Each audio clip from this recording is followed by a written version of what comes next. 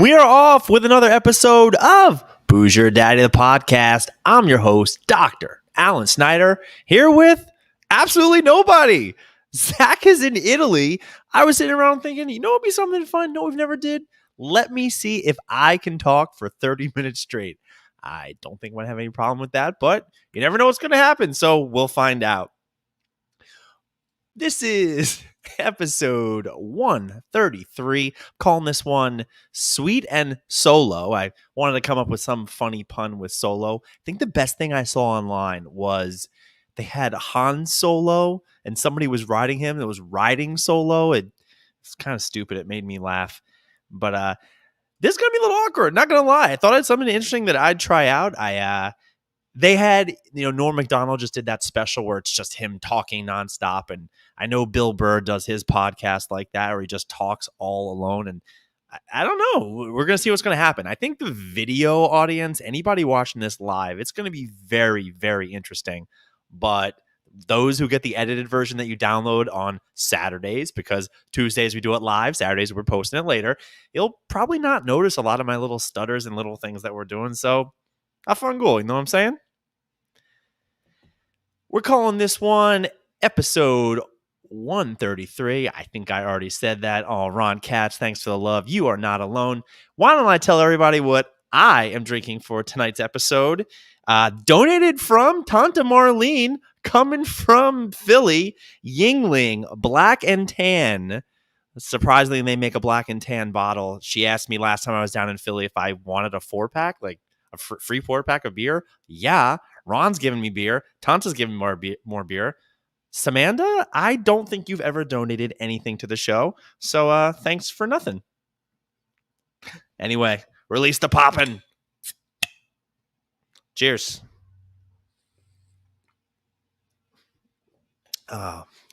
Tastes like a beer, I guess. Nothing special. So we're going to have a little fun with this tonight. A couple weeks ago, I went on a vacation, and then we did... Thanks, Tanta. A couple weeks ago, I went on vacation, and then we did that episode with the cereal, and then last week, we were talking about the horses, so I got stories for days. This is not going to be a problem for me. Memorial Day weekend, Julie and I, we went down to Charleston. We had a flight credit, which was something we had to use from pandemic-related stuff. I'm just realizing I'm not wearing the headphones, and it's almost like my security blanket. But without Zach on the other end of the line, I don't really need it there. So it's like, no big deal. So we went down to Charleston for the weekend, Memorial Day, and I'll just tell you, if you're going to an airport and you don't have access to one of those clubs, which I never thought I'd be a club guy, but I never thought I'd be a club guy, but shout out to Big Mike, who hooked us up with the United class club, whatever you go into, free booze, free food.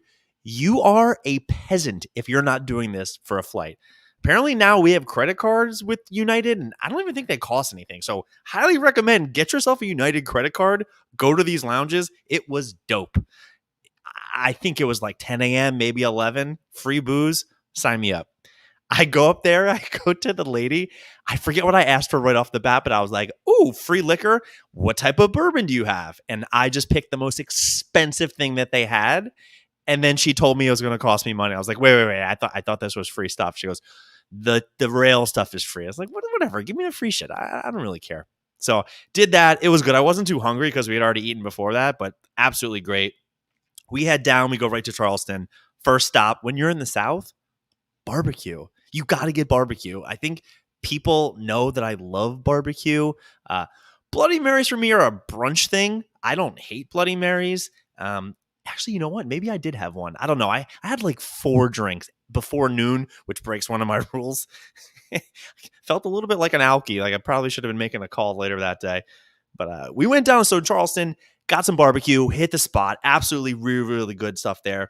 We were walking around and just seeing the town. There's a cool street down there. If you've never been to Charleston, it's a lot of eating, which is great, especially if you like seafood, especially if you like barbecue. And we had a boat thingy scheduled later that night. So I didn't know what was going to happen. I just knew you could pick up some booze, which was cool. We head down to the boat. We're right on time, maybe a little bit early. We meet this other couple there, nice guy, nice girl from Roanoke, pretty cool people. Then we meet our boat instructors. And the first guy that we met when we were outside, preppy kid, I think his name was Cody or something. It was one of those guys where if you would have said Blake, I would have also believed it. And he was not having it. From the very get-go, he was doing I'm going to be nice to you because I'm going to be showing you stuff. But you could tell we were the second tour of the day. He wasn't feeling it. He's asking me questions. Where are you from? How you like this? How you like that? And then he turns to this other guy from Roanoke. And he was a bigger guy. And he looks at him. He goes, what do you think of Charleston so far? And the guy puts his hands on his hips and just starts breathing and goes, do not come here on a diet.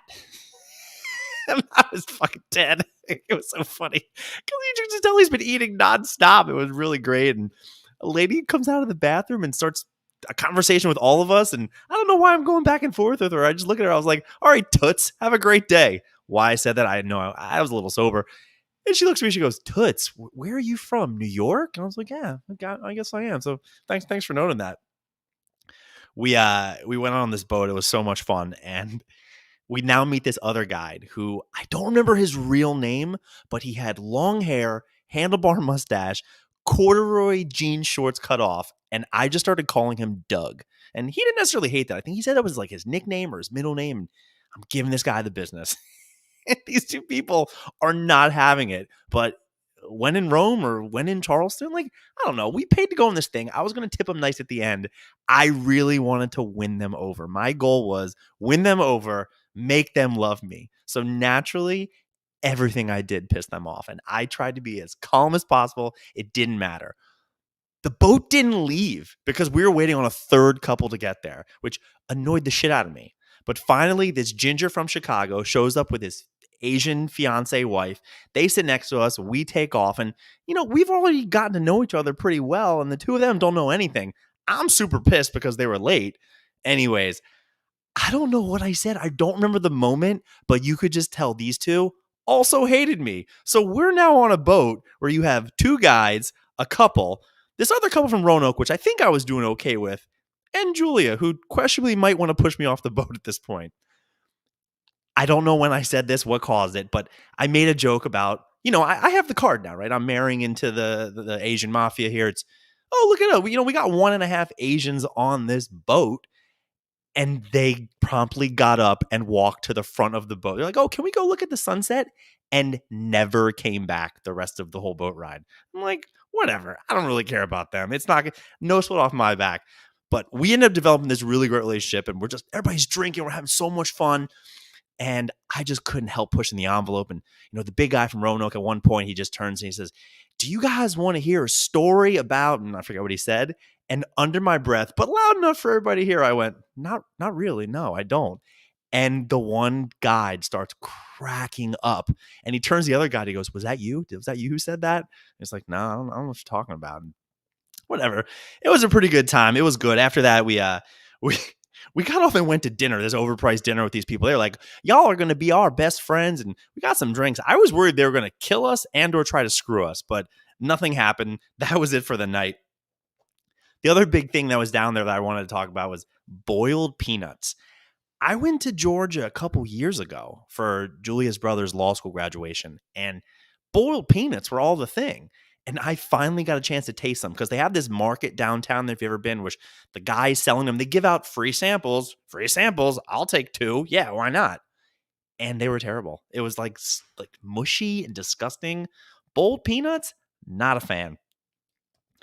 Next day we wake up and we start to walk around and we just wanted something light for breakfast. And there was a restaurant down there. It's their famous place. And Julia said she tried to get reservations and she couldn't get in. It was like 3-hour wait. There are people out the door. So we walked by there 11:30 on a Sunday or Saturday, whatever it was. Nobody's there. And I said, just for shits and giggles. Let me see. What's the wait like? And they go, no wait. You want to sit at the bar or upstairs? I was like, let's go. So we went in, we sat down. And the cool thing this place had was they had these little nameplates of all the famous people that have ever sat in the restaurant. You can't help but get up and walk around and look and see. And it was called Hyman's, Hyman apostrophe S. It was pretty good. We got like a little sampler platter. The funniest part is, you go to these restaurants, the menu is like 7 pages long. And you say, well, what should I get? And they go, you got to try our shrimp and grits. And I don't like grits, so no thank you. We'll be going to something else. But if you're ever down there, that was the trick to that. Definitely go sneak in before the lunch crowd comes. You can get right in. Later that day, because it was right next to our hotel, we tried to go near it, swamped. And it was like 6 floors. No, not really. At least 3 floors. And then so many tables and always, always, always packed. My biggest gripe with this town was they got rid of their wet willies. If anybody knows me, you know I love frozen, girly drinks. You put an umbrella, you put some fruit, love it. They have these things. I know they're in Atlantic City now where, it's the 7-Eleven, you pour the boozy thing. They got rid of those. Apparently they were too big and people were getting wrecked. But what they do have is these ice cream cart mobiles where they're frozen alcohol slushies. They weren't super cheap. I got a mojito one. It was like $11. Horrible. Absolutely horrible. That's one of those touristy sucker traps. I was not a fan of that at all the dinners, oysters, oysters, oysters, oysters. I like oysters, and I got Julie into liking oysters, which has not been good for the bank account. But oysters, they were absolutely fantastic. We finished one of our dinners just a little too soon, and it's like, I don't know, 8:39. It's like, what do you want to do? And I don't know. And the big thing down there is ghost tours. And people there, ghost tours, you got to go here. And I was like, screw it. Let's go do it. So we signed up to go do a ghost tour. And I'm not into ghost tours. I'm not afraid of it. It's just, it's stupid. Like, I don't know. Oh, you want to see a picture of this? I don't know. We all have iPhones. Shouldn't there be a million ghosts being seen at the time? Not a fan. But we almost saw a real ghost on this tour because it was so hot and muggy. Waka waka. A girl actually passed out, not on our tour, but in this little area, which is like the peak of the whole thing. You're telling these stories. There's a girl on the ground. They had to call the fire people in. EMTs come. I'm like, Jesus Christ. I mean, as a doctor, I would have helped her, but I'm not licensed in that state, so I figured maybe I should let the pros handle it. But it was fun. We did it. We did the ghost tour of Charleston, and the cool thing we learned is that the main street there, the horizontal street, is called Broad Street. And then the rich people used to live south of Broad Street, which gave them this name of the Sobs, SOBs, no relation. And the people who lived way north of it, the Knobs, NOBs, were the poor people. But then you had the people that lived just right above Broad Street, where they call themselves the slightly north of Broad, or the Snobs. And that's where you get the term snob from. And this blew my mind. And I turned to Julie. I was like, listen, if this is the only thing we get out of this whole trip is that that's where the origin of snob is, that's amazing. So the next morning I'm lying in bed and I kind of take my phone out, do a little Googling. Has nothing to do with it. Snob was sign nobility from back in the day. It was complete horse shit. But I thought it was really cool. But it was a good time. A lot of fun. It was definitely a cool time. It's an eating town. You can stay downtown. You can walk around. Highly, highly, highly recommend Charleston. That was pretty much the highlight of the trip, is me pushing the envelope. And just a little spoiler for next week, because I've gotten some text from Zach, who is in Italy right now with his family. He's also that type of guy. Anybody who listens to this show knows Zach doesn't give a fuck. He says what he's thinking at all times. And he's already had a couple of, he said something, they said something, and then it just went from there. So I'm very excited to hear what he has to say when he gets back. Down in Charleston, one night at dinner, we get the bill. And it had, you put all the bill, everything that's on the food, and then it said the tip and the tax. And then it had a special place for tips for the shuckers. And these are the people that, open up the oysters. And I'm just thinking, what the hell's, wait, we have to tip the shuckers? Like, that's insane. That's literally their job. They're not doing anything extra for me. They're just shucking. I'm not embarrassed. I left them $0. Don't care. But then a couple days ago, I bought something online and I forget, it was one of those like Facebook ads. I was like, do you need this? And yeah, I do. This is a really cool product. Let me read the reviews. Do the reviews say it works? It looks great. I'm definitely going to get this. So I go through and I order. I thought it'd be a nice gift for somebody. And at the bottom, it says, do you want to leave a delivery tip? It was like 9%, 13%. It was very random percents. I thought that was insane. And no, I didn't leave a tip for that either. And I don't trust these people, where the money's going, how it gets broken down. But I thought that was really, really weird. I was like, no, I'm definitely not doing that. A bigger gripe of mine that I've been having these days, great segue, is the movies that have been coming out are coming out. I don't get it. I had a patient one time. He was a director, producer, and he was saying that a lot of times you pitch movies by saying it's this meets that. And you're like, oh, that sounds cool. It's a little bit of this, like, because when I'm watching a show, that's how I tell people. Like, you want to, oh, it's a little bit of this, a little bit of that. Like when I say Game of Thrones, like my favorite show in the world, I'm like, it's some Lord of the Rings mixed with a little bit of magic plus Braveheart. People like, okay, I'm into it. So I'm watching UFC the other night, and they are promoting the hell out of this new movie called Black Phone. And I'm watching it, and even in the trailers, you're just going, oh, it's Room because they kidnap a little kid, mixed with The Sixth Sense because he gets phone calls from previous dead people. Spoiler, I don't know. I've only seen the trailer. This sounds horrible. Any movie that's ever came out and blown you away is something you've never seen before, right? Like Parasite was incredible. Keeping It Asian, like the Squid Games on like Netflix show. I know it's not a movie, but it was great. It was like nothing you've ever seen before. Come up with new ideas. Do better, people. I'm so annoyed with these things. Furthermore, the big movie that came out this past week, a week ago, it actually got a little ruined by me by somebody, but not so much, was the new Adam Sandler movie called Hustle, which is on Netflix. I'm not getting a chance to drink anything, so suck it up. We sit down to watch Hustle the other day. Adam Sandler, NBA. It's the movie The Scout.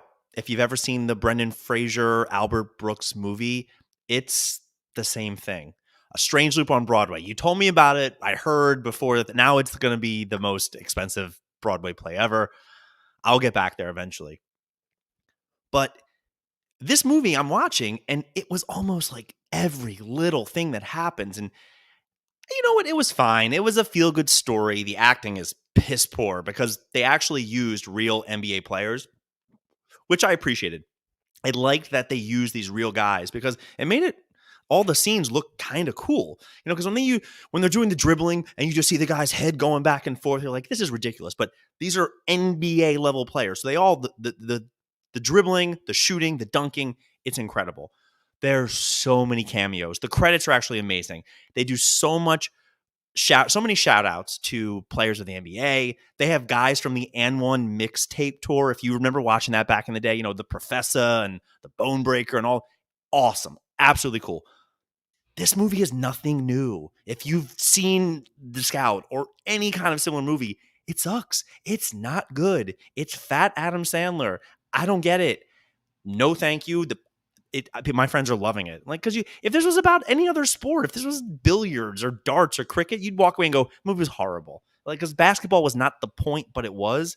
No, thank you. Really annoyed by that. Just, I want more original stuff. That's my big gripe. This upcoming weekend, I got something fun planned because I'm heading out to Traverse City, Michigan for my buddy's wedding. I'm in the groomsman party, though he technically never asked me. It was just one of those, what are your size, what are your measurements, and blah, blah, blah. And I had to order a suit over the internet. And I got it the other day, and they included a little paper with instructions, which I thought was interesting. I'm just going to go ahead and read some of these because I don't understand people that need this. I don't know if I'm the guy, but for your best fit, tip number one, keep your shoes on. Okay. Well, at my wedding, don't do that because we're going to be on the beach. Tip number two, keep shirt tucked in both front and back. Well, I don't remember the last time I untucked a shirt at a wedding on purpose. Maybe it was back in college, but okay, I think I can do that. Button shirt up all the way, including collar. Well, how would I put on a bow tie or a tie without doing that?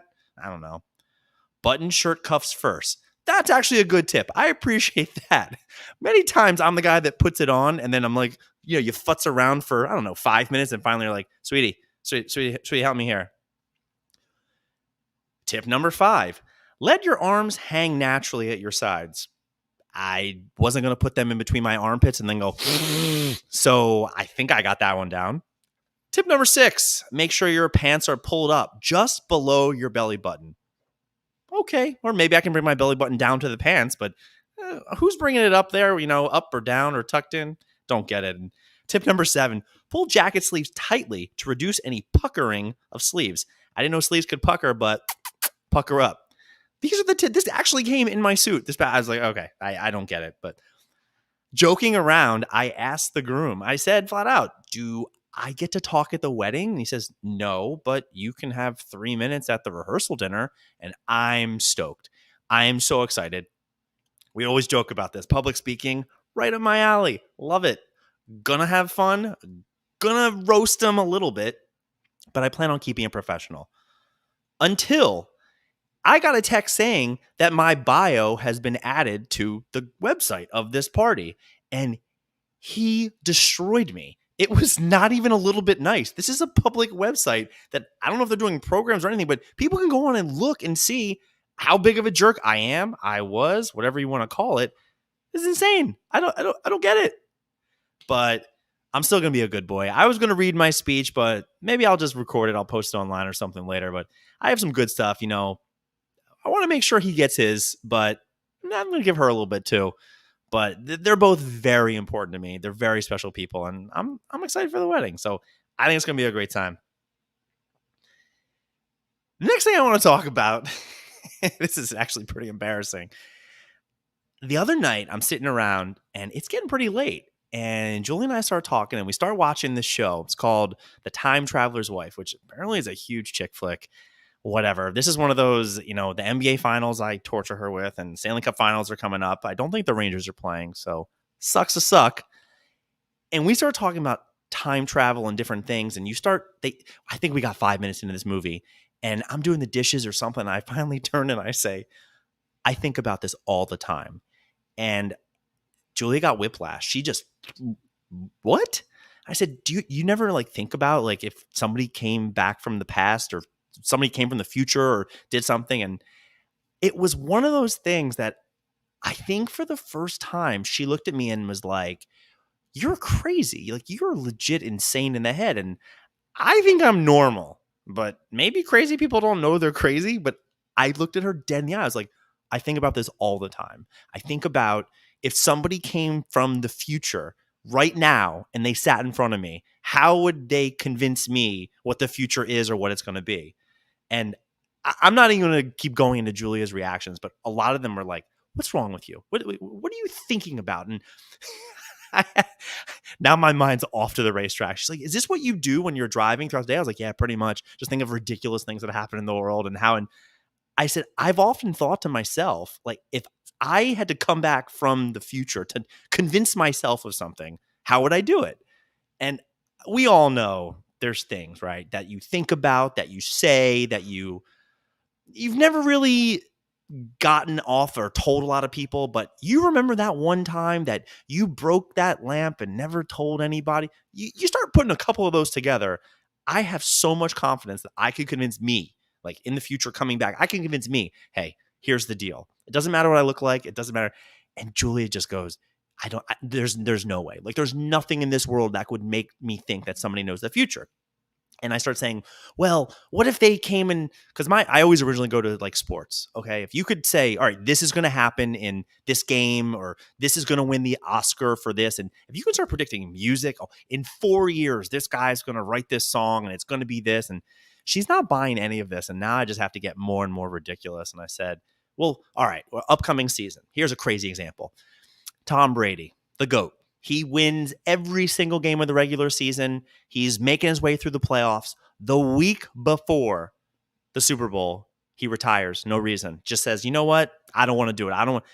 If somebody came from the future and said to you, this is going to happen, would that do it for you? And she gave me this look of, okay, maybe I'd start to believe in something. And I'm just thinking, what could somebody do to actually prove this? And by the way, this conversation went on for about a half hour. The TV we have is a projector TV, and you hit pause, it pauses, and after 5 minutes, the screensaver comes in. And then after about 10 minutes, the thing shuts down. The whole thing is shut down. We are full-blown into conversation about this. And we went to bed that night, and I'm pretty sure she just looked at me like, wow, he's insane. I really should rethink a lot of my choices in this life. But this is literally what I lay in bed sometimes. I'm like, huh. And we're watching Russian Doll, the second season right now, and there's a little bit of time travel. Super. I think they go back to 1982, 1983. Great year. And her and I are just sitting there talking like, what do you do? Because she had the ability to go back and forth or whatever. And I'm not ruining anything. You had a chance to watch it. And I don't know. I don't know what you invest in immediately. You try to buy some Apple, buy some Microsoft. But of course, you always sit around and you say, no, buy Bitcoin. And it's not even a big risk, right? You're 19, whatever you get to, take $100, throw it in Bitcoin. And as soon as that thing comes, you'll be a bazillionaire by the time it's coming. That's been always one of my big, like, this is how you make money if you go back in the past. But a lot of times I sit around and I think like, well, how would I convince myself? And she looked at me like, oh, I don't know. I don't know. I think you're out of your mind. While we're on the topic of me being crazy, you ever Google yourself? And I don't mean physically, but you ever actually just like, Alan Snyder? Because it's getting weird, right? Because I've definitely Googled my name and people come up that are not me. And that's something I find it's ridiculous to think there are people with the exact same name as you, because you never know what they're going to do, right? Like, you have this normal, there's probably a guy, super chill guy. He owns a 7-Eleven in the Midwest. His name is Osama bin Laden. And he's had a great life. He's got a great family. And then boom, 9/11 happens. This guy's life is destroyed. I've always been like, wow, I worry if there's another Alan Snyder. You never know what's going to happen. What really bothers me is when people name somebody after famous, where I waited at a table one time and there's a super cute little kid and, oh, hey, what's his name? And I'm just trying to kiss up, get some money for a tip. And they said, oh, it's Emmett. I'm like, oh, like Emmett Smith.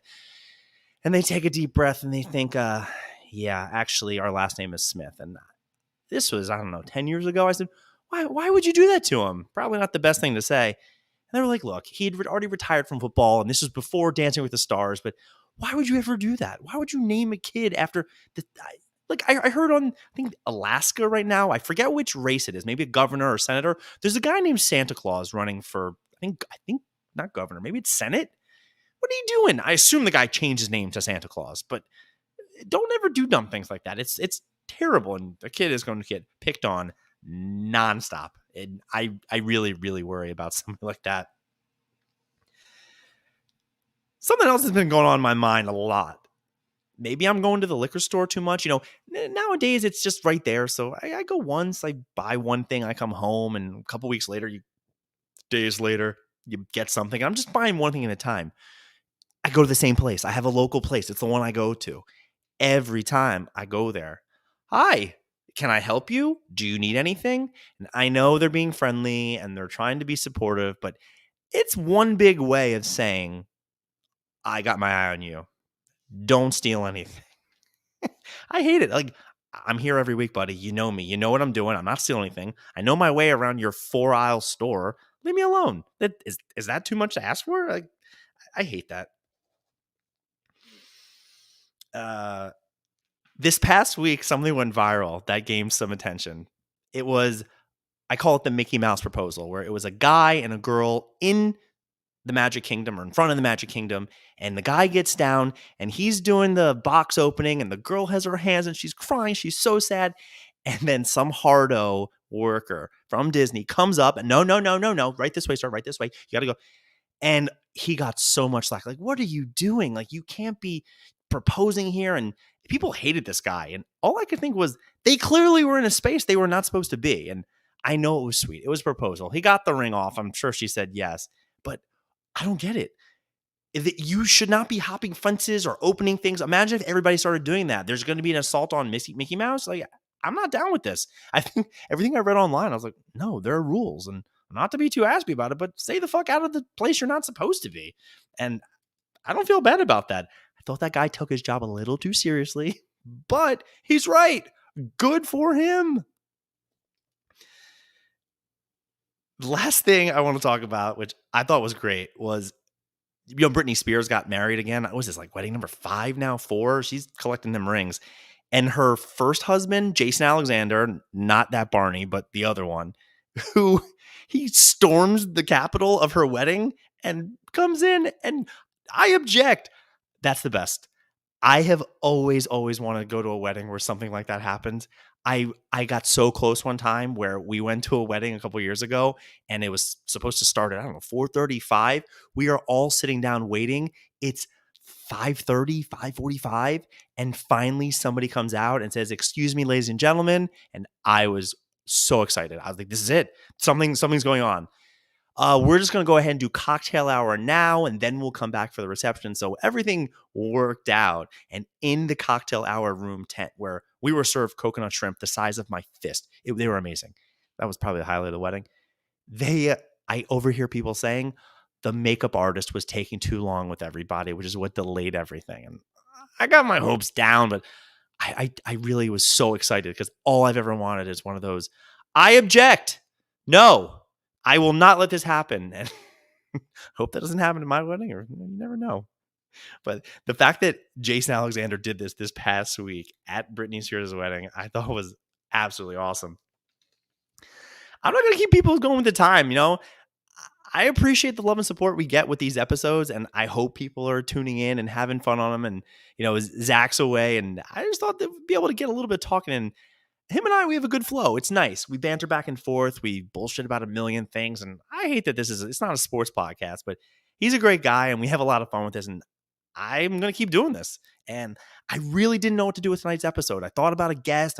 But you know what? Just want to see what could happen. I want to see if I can make it do a whole episode by myself. And I hope I'm not too weird. And I always tell people about the podcast. Zach is Larry David. He's the crazy one. And I'm the one that sits here with notes and things to talk about and different things. And I'd like to call myself the Jerry Seinfeld of this, but there's no chance. I'm not Jerry, but I don't know. He keeps me on the rails, and it's fun. But who knows what's going to happen? Every time somebody finds out about this, they're like, "Oh, what's going to happen? What are you going to do?" I'm like, I don't know. We're just doing this for fun every Tuesday. I often think, why? We don't make any money from this, and we get some downloads, some episodes, some clips go viral. It's fun. It's always nice to have people talk. Oh, I saw that thing, and what are you doing with the podcast? And who knows? One day, and these things come and go. It's Saturday Night Live. We do an episode, and then we edit it, and we put it out. We edit it. I edit it. Put it out into the ether, never think about it again. And there's times that I'll go back to think of something, and I don't even remember what I said when I said it, because you only do it once. And who knows, one day maybe I'll go back and listen to these all, maybe my kids, grandkids. It's a lasting memory. And I hope people out there, if anything happens to me by my roommate anytime soon, you have something to remember by. So that's kind of what I'm doing this for. But thanks for listening to tonight's episode. I hope you guys learned something about me, what we're doing, and keep listening. Zach will be back next week. I pray he has some stuff to talk about. Lord knows I do. And I don't know. I'm curious what people think about going back in time. How would you convince yourself? We out.